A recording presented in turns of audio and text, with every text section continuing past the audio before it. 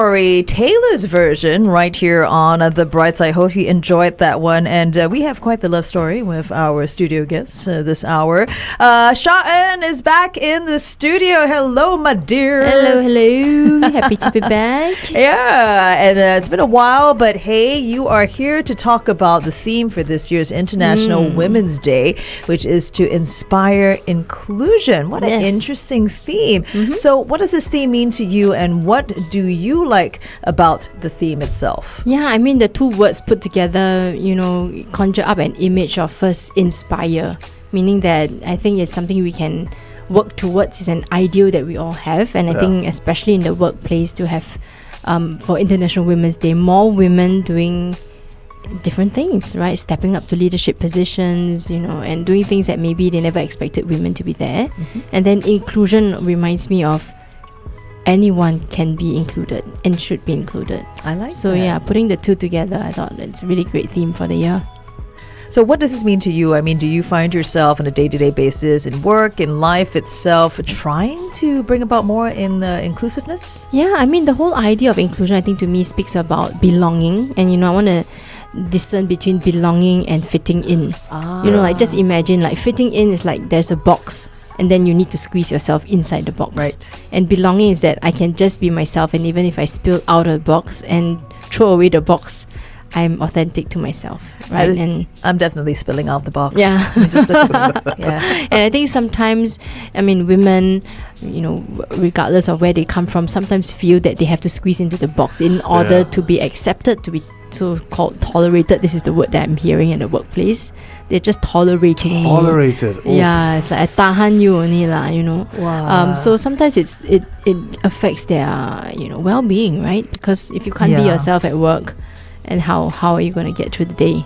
I like that because it's not just about male and female. I think sometimes it happens across the same gender as well. Yes, that's right. Because of the differences in whatever your position, your appointment, etc.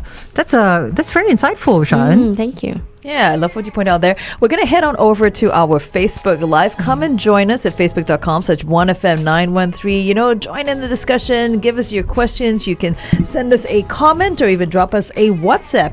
And we've got some traffic updates for you in just a bit as well.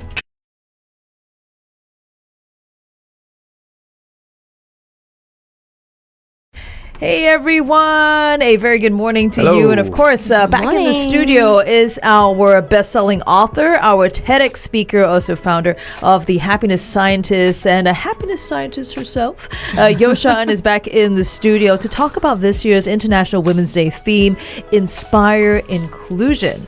Sha-En, how do we achieve more inclusivity in our communities or even at work? I think one thing I like about the theme, right, is that everyone can play a part. So a man can be an ally and notice, is there a woman in the room on this panel, for example? And we're putting a project together. Is there a woman here? Just take a look around. And I think a very basic principle, if there isn't one, hey, can we consider including someone? Right. Because that diversity of opinion can really add value to whatever it is you're working on. So that's one of the things that I think we can all do. And if we are a fellow woman, then of course we look around and we say, hey, who else can we bring to the table with us? Yeah. And I think that's really important because you need to know that there are other people supporting this whole idea, because it doesn't happen up till today. We're still having issues with more, inclusion occurring for various groups, right? Yes, it just needs people to make an effort to involve them. So I think that's true. I think ironically, sometimes it happens more within the same gender, unfortunately, for whatever reasons, So how can we actually break down those barriers? I think we, and I'll share a little anecdote. Like when I was growing up, I was in a girls' school, and I often felt there was a lot of competition, not the healthy type. Okay. And so as I grew up, I had this mental model of that someone is going to not have my back. Someone is going to stab me in the back, right? And therefore, when I went into the workplace, I was quite wary. In fact, many of my friends were male after JC because I was just like, is something going to happen, right? And so, but it took quite a lot of good colleagues who were female to break that down for me. Oh, wow. So I think for some people who might be listening to this, that might be their experience as well. And they may feel that I've been burnt. I'm not going to be authentic because someone's going to make use of it.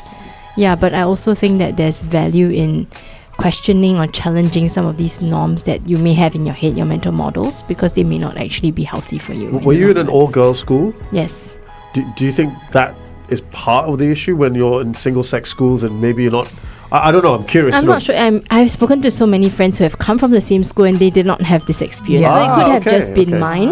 Yeah. But, I'm pretty sure that as Carol's talking about, same gender, that maybe other people have got experiences like mine and feel a little bit anxious, right? And so for me now, I am curious instead of wary, so I'm just like, let me listen to what this person has to say. Let me see what this person is doing and how they're showing up, and have conversations with them. You can't make a judgment on someone from afar, which we all do, but the more we grow closer, we can have a more accurate determination of what this person is really doing or what their intention is.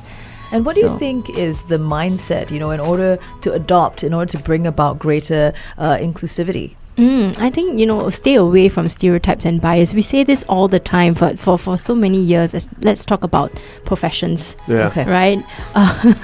If you think of maybe a standard profession like a doctor, maybe the most immediate image that will come to your mind is a male. But now in the workforce, we have so many female doctors, for example, or even in STEM professions. Yeah.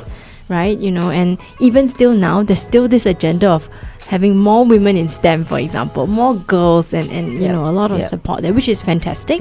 But I think that if all of us just put aside some of these stereotypes and say anyone can be in any profession or do anything, right, then we break away the bias. In fact, that was last year's theme. Last or the year before. Break the bias. Oh, I remember chatting about that. Yes. That's really great. And I think this is definitely this year's theme lends to that. And then we can all move forward, these two great things guiding us. I think that's fantastic. The important one is also through education, right? Because even kids, sometimes I hear my kids say stuff. I'm like, oh, guys, that's not really how it works. Or even like simple colors, right? Right. Right. There you go. Why must pink be a girl's color, for example? Girls can wear any color. Color inclusion. Right. That's true. Color right. Blue is obviously a very important color. Blue, right. That's a really, really good point. Oh my goodness. It's just so easy to have those biases, kind of guide you. And how ingrained these biases are, right? Yeah.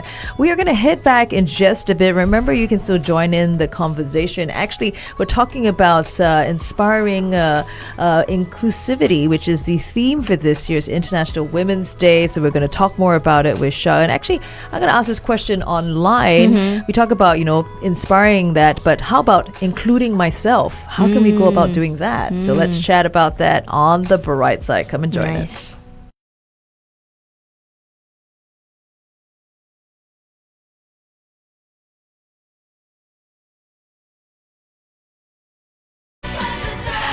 Leave a light on. That's Belinda Carlisle right here on the Brightside. Hey, good morning to you. Having our chat with Sha-En, our happiness scientist.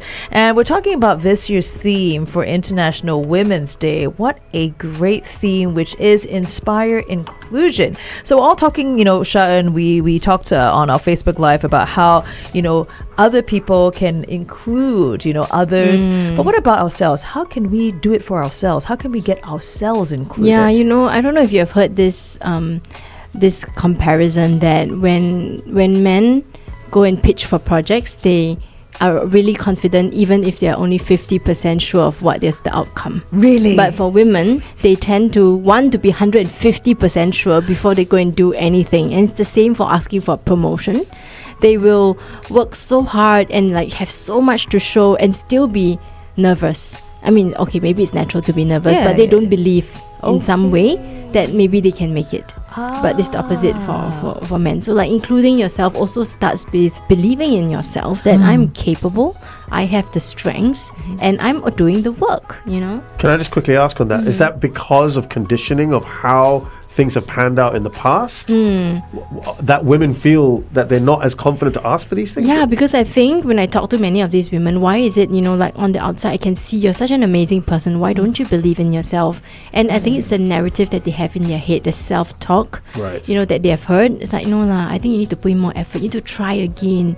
Are you sure? A lot of questioning leads them to being very unsure of themselves. And then, imposter syndrome comes along. I've got all these accolades in my bag, but when I look at them, I'm like, really? Is that me? No, I think I need to add one more. Then I can go and apply for this, whatever. Wow. Do you feel like the context would also kind of be important? Because let's say it's a woman working for female bosses where management is predominantly female, and a woman working for predominantly male bosses. Would the reaction then be different?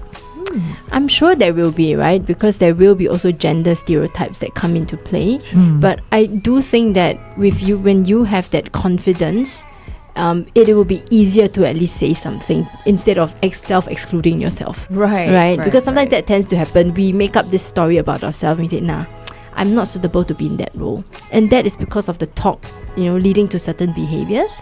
And whether it's male or female, maybe with a male dominated, you may feel like you're the odd one out. And that makes it maybe an added barrier to speak up. In a female dominated, you might say, hey, we are the same. Yep. And so maybe it feels a little bit safer. Yeah. But if the person who's in charge exhibits certain characteristics, then safety is also not there. It's like right? a self-fulfilling prophecy in a way. Yes, exactly, precisely. So I think that's what I thought of when you asked me that question on, do we include ourselves in the first place? Do we even see ourselves to be playing those roles? Yeah, I think that's a really great answer. So what are some of the ways that we can be more inclusive on a day-to-day basis? Yeah. Tell me as a man, how can I be more? Well, a man can be an ally. And when I say an ally, it means that when you do notice that women are being excluded, for example, you can bring up in a question. And, for example, in our industry, in speaking, we have this term which we call for an all-male panel. We call it a manel. Right. So if let's say you are organizing an event and you realize that you have 99 men and 1 woman, maybe that's not enough.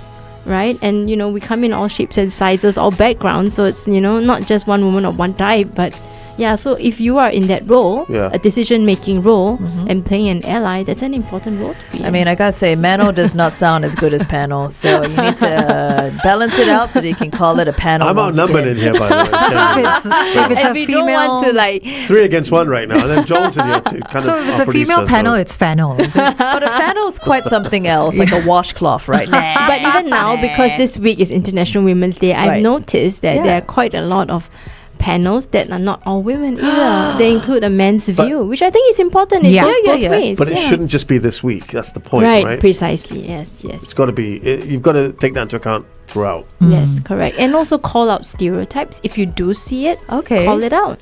And say, hey, that doesn't, feel very inclusive to some of our colleagues over here. Or, education could also be one thing, right? That is very, very true. I think those are really good points about how it falls on each and every one of us to inspire inclusion. What a great theme for this year's International Women's Day. Sha-En, thank you so much for joining us again in the studio and for our great chat. And remember, you can catch the video once again on our Facebook Live or wait for our podcast coming out on the audio app. Ready. Good times. Greatest hits.